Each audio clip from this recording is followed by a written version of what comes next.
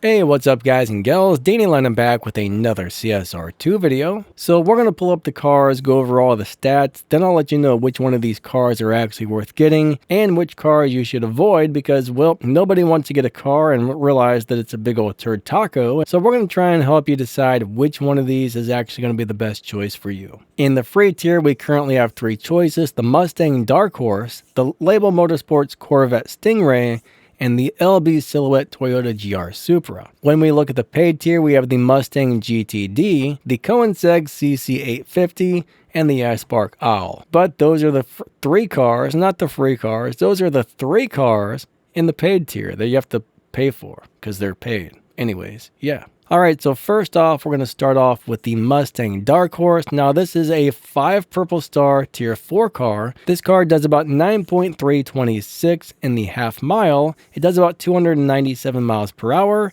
0 to 60 in around 1.2, 0 to 100 in around 1.8. So it's got decent top speed. It's got nice acceleration. Overall, it's a pretty nice car. Now, you can get this in collections, just so you guys know. This is a collections car.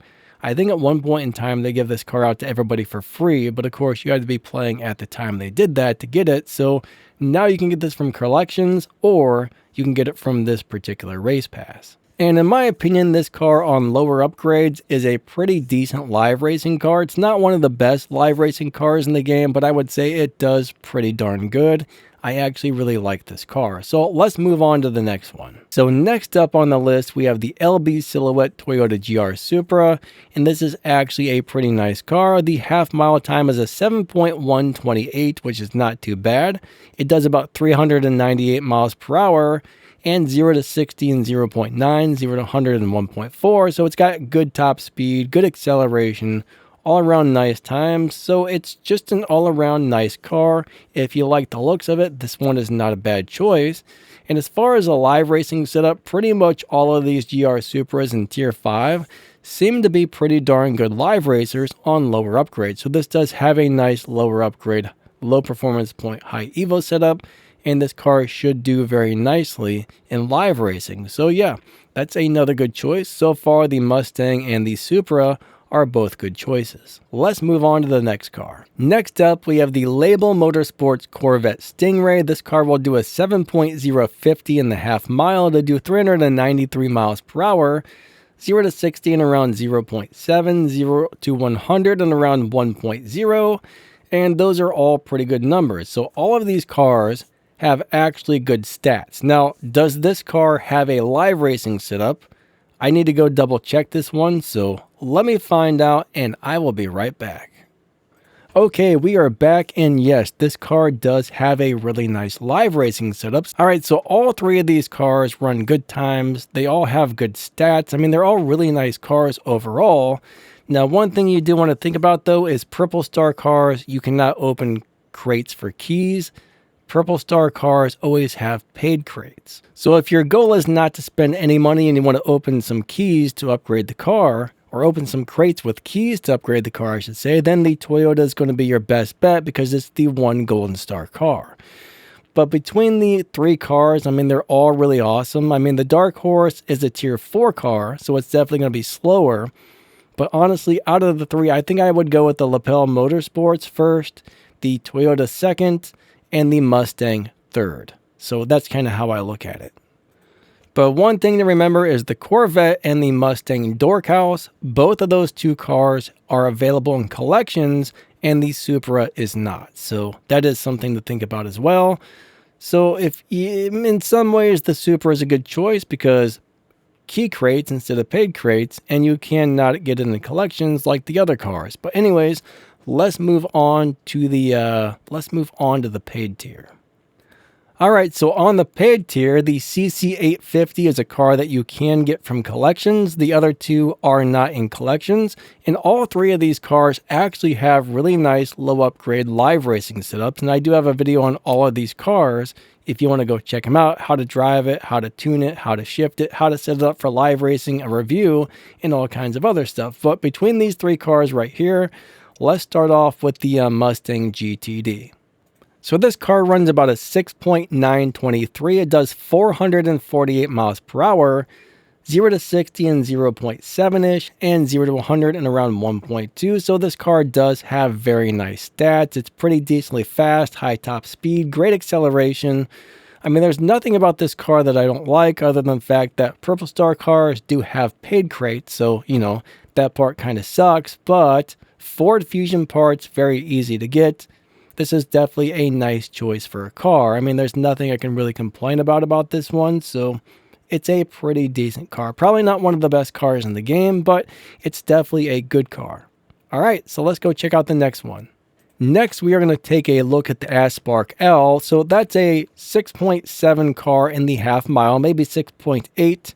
It's going to do roughly 400 miles per hour. This thing has really good acceleration, 0 to 60 in 0.6 something, and 0 to 100 in around 1.8. So great acceleration, nice top speed, fast times across the finish line, and it does have a live racing setup. So this is a really good choice. But I'm going to tell you right now, it is Purple Stars, it's going to have paid crates, and this is a brand where you're probably not going to have any fusion parts for this. So I'm going to say don't get this one unless you got the other cars, just for the fact that you are going to have a hard time getting fusion parts unless you want to spend real money to open the crate. So that is the major drawback. Aspark parts are pretty much impossible to get in this game. Next, we're moving on to the Koenigsegg CC850, and this is a collections car, right? You can get this out of collections, but I'm going to tell you right now, this is a really amazing car. It does a 6.752, 447 miles per hour, 0 to 60 in 0.9, 0 to 100 in 1.3.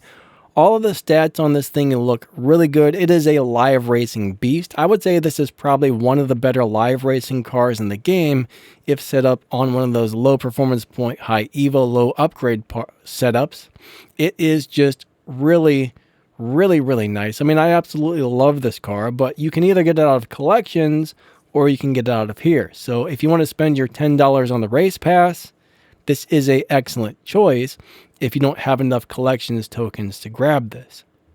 This thing or the Gamera are probably two of the first cars I would get out of collections if I had enough tokens, because they're both amazing, but this is your chance to get this car for about 10 bucks if you buy the race pass. So between the three paid cars, the Mustang, the CC850, and the L, that is a very hard choice. I would say I would go with the Koenigsegg first. If you already have it or plan to get it out of collections, I would go with the Mustang because Ford Fusion parts are extremely easy to get. And I would say the L would be my last choice, just for the fact that you are not going to get parts for this car. I mean, you are not going to get parts for this car without spending a fortune on paid crates. So in the couple of years that the Aspark L has been around, I've got one green, one blue, one. That's all I got. Those are all the fusions of parts I've gotten in the last 2 or 3 years that this car has been around. So yeah, I don't think this is a good choice unless you want to spend real money. So don't get the L, guys. I think that's a terrible choice just because fusions are probably about as rare as you can get in this game. I mean, it's probably not going to be harder to get fusion parts for anything other than this. I mean, you know what I mean. It's not a good choice. Not a good choice. And it does appear that I have 0 stage 6 parts for this car, so I have no stage 6 parts and only like 4 fusion parts available, so that's what I say about that. Like I said though, if you don't mind opening the paid crates, it's a very cool car, but I would go with the Koenigsegg first, the Mustang second, and the L third. Now, if you actually wanted to open crates with real money, maybe go with the L because it's got a great setup and it's rare. It's going to be a car that's going to be really hard to get, so it might be worth grabbing if you don't mind opening the paid crates. But if you're not going to open the paid crates, just go with the Mustang or the CC850. But out of the 3 cars in the paid tier, I think the CC850 is probably going to be the best bet. I mean, that thing is a beast. Love it. Everybody should have that car. So either grab that out of the race pass or grab that from collections. Either way, all 3 are great cars, but the Aspark is going to be super hard to get parts for. I know I said that like a million times. So anyways, I think that's pretty much the deal right there. So thank you so much for watching. That is going to be a wrap on the video. So thank you so much for watching, and gigantic, huge mondo shout out to my channel members. Thank you guys so much. It really does help the channel big time. If you want to see some other ways to help support the channel, just watch some more of my videos or drop down the video's description or the pinned comment. You also find my affiliate links in there where you can get some cameras, lighting, microphones, stuff to make your room look cool, stuff for your kitchen, just all kinds of amazing things in there in those Amazon affiliate links. Also, don't forget to smash that like button and subscribe. Hit the little bell, set them notifications all so YouTube notifies you when we make more videos. And I think that's pretty much going to wrap this one up. Thank you so much for watching. Lightning out. Have an amazing day, and we will see you next time. Later.